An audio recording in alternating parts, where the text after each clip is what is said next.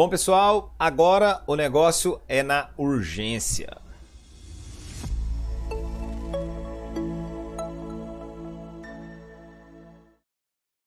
Primeiro, vamos passar algumas informações para vocês aí. Importante conhecer os sinais vitais, frequência cardíaca, pressão arterial, frequência respiratória, conhecer a escala de Glasgow. Uma escala de Glasgow 8 ou menor de 8 já demanda um procedimento mais invasivo. Beleza, pessoal? Aqui, dentro do manejo, o RCP, importante conhecer quais são as técnicas envolvidas aí no RCP, frequência cardíaca, a questão da profundidade na compressão, se é um lactante, 1,5 polegadas e 5 centímetros ou 2 polegadas em ninhos, permitir a expansão, minimizar as interrupções das compressões e evitar ventilação excessiva. Encontrou aquele menino lá, não responde, você vai ativar o sistema de emergência, solicitar um DEA, caso seja possível, e iniciar, ou conferir a frequência cardíaca, claro, se ele multiplica, confere 10 segundos, multiplica por 6, se não tem esse pulso, se esse pulso não é palpável, ou se esse pulso é inferior a 60 batimentos por minuto, a gente vai realizar esse RCP. Se é um reanimador, 30 compressões, 2 ventilações. Se é 2 reanimadores, 15 compressões, 2 ventilações. Se é um ritmo chocável, a gente vai chocar. Se não, nós vamos no mnemônico dos ritmos não chocáveis aí, os 6H e os 5T. Hipovolemia, hipóxia, acidose, hipercalemia, hipocalemia, hipotermia, algumas situações, tensão, um pneumotórax hipertensivo, uma tórax-centese de alívio mais drenagem, se é um taponamento, uma pericardiocentese, se é tóxicas, antídotos, se é uma trombose fibrinolítico e se é uma TEP fibrinolíticos. Com relação à obstrução por corpo estranho em crianças menores de 1 ano, 5 golpes na espalda, nas costinhas, né? E 5 compressões no tórax. E depois você vai conferir, depois desse ciclo, você vai conferir a boca dessa criança, ver se apareceu algum corpo estranho. Se é uma criança mais de 1 ano, é a manobra de Hennig. Essa criança, pode estar... São compressões abdominais, ele pode estar erguido ou sentado e deverá realizar-se com o ninho tumbado se ele está inconsciente, ou seja, deitado. O tratamento agudo do ninho politraumatizado, na infância predomina o traumatismo cerrado, é mais comum. Na adolescência aumenta aí os traumatismos penetrantes, violência, trânsito. Alguns pontos aí para você diferenciar quando se fala em lesões cardiopulmonares, com potencial letal imediato. Se é um pneumotórax hipertensivo, os ruídos está diminuído homolateral mais que contralateral, bem óbvio. Na ausculta está hiperressonante, a percussão está hiperressonante ou timpânico. A localização da traqueia vai desplazar contralateralmente, enquanto o hemotórax massivo, a percussão é mate, e no taponamento não tem alteração, o problema está no coração. Bom, sobre os ruídos cardíacos, no hemotórax massivo está uma diminuição homolateral, e no taponamento, claro, vai estar normal aí. A gente ainda vai falar um pouco mais sobre isso mais para frente nesse repasso. Então, quando você medir as constantes vitais e o nível de consciência.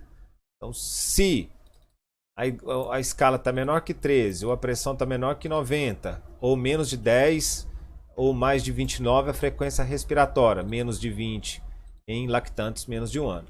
Se encontra assim, procurar um centro traumatológico e seguir em diante. Se não, vamos buscar a anatomia, avaliar a anatomia da lesão, todas as lesões penetrantes, olhar a estabilidade, ok, vamos para frente.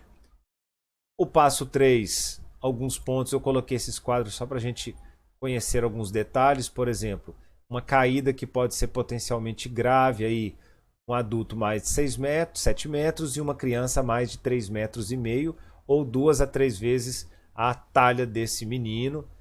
Colisões de automóvel, se fez qualquer um desses, claro, vai levar para o centro, né, para um tratamento traumatológico. Se não, vamos continuar avaliando aí. As crianças devem ser classificados preferencialmente em centros de deve ser, né, classificados preferencialmente em centros de capacidade pediátrica, mas esse quadro aqui, a única coisa que eu achei interessante manter ele seria mesmo alguns pontos assim que faz uma altura mesmo que está em risco para esse menino, apesar que pode cair de 1 metro, pode machucar, né?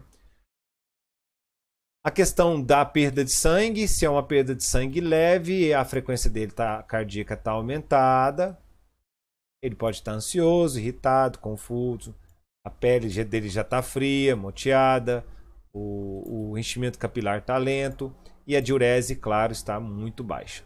Uma perda de 30 a 45% de sangue, a frequência é um aumento notável da frequência cardíaca, os pulsos centrais filiformes, já existe uma certa letargia, ele já está mais cianótico e a diurese é mínima. Enquanto se a perda de sangue é mais de 45%, um ataque seguida de BRAD, essa criança está piorando, coma, pele fria e anúria já não tem mais diurese. Com relação às lesões torácicas potencialmente mortais, o pneumotórax hipertensivo, algumas características, é uma fuga valvular unidirecional e esse ar vai acumulando e não consegue sair.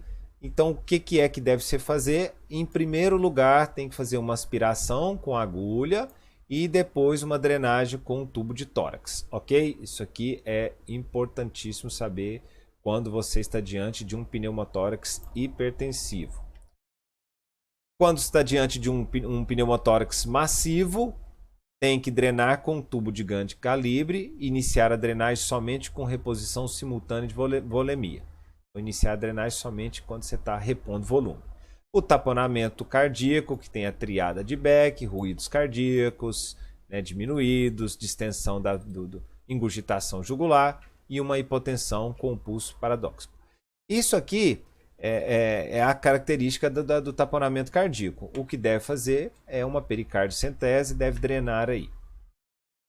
Aqui mostra quais são algumas situações de urgência que demanda uma toracotomia imediata ou uma toracotomia retrasada, pneumotórax massivo continuado, um taponamento cardíaco, um pneumotórax aberto, um traumatismo esofágico. São situações aí que necessita de uma toracotomia de urgência imediatamente. E a que pode esperar um pouco, uma ruptura crônica do diafragma, um hemotórax coagulado e outros.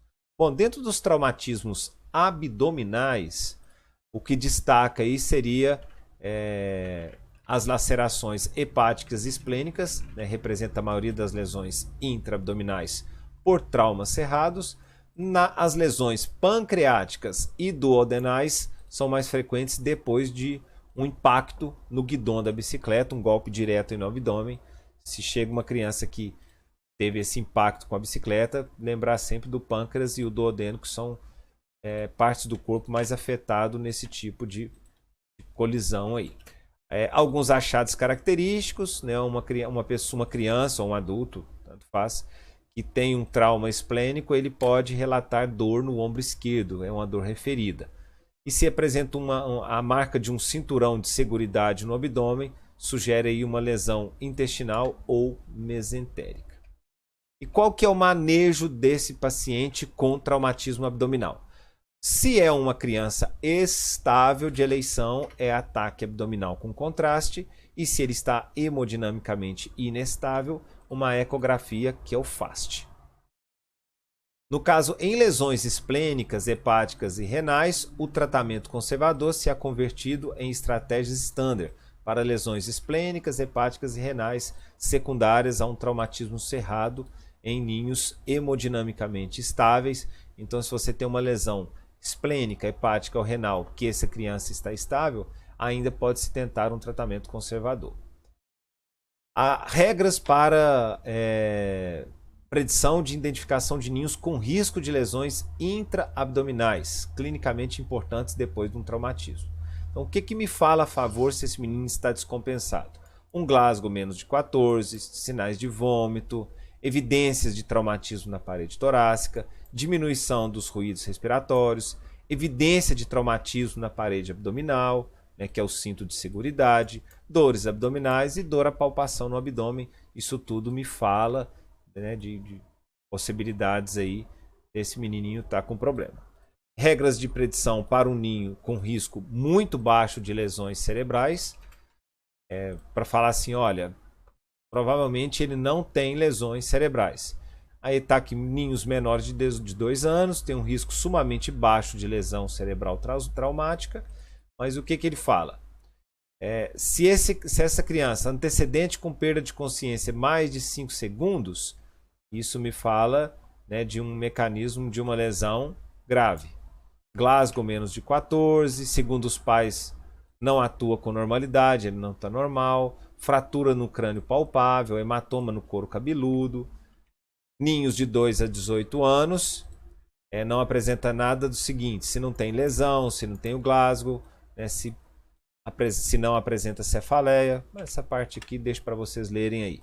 Bom, pessoal, então é isso. É só um repasso mesmo, um jogo rápido para destacar a questão de que se você tem uma lesão no tórax, um tórax hipertensivo, você vai fazer a punção com agulha de alívio e depois vai drenar.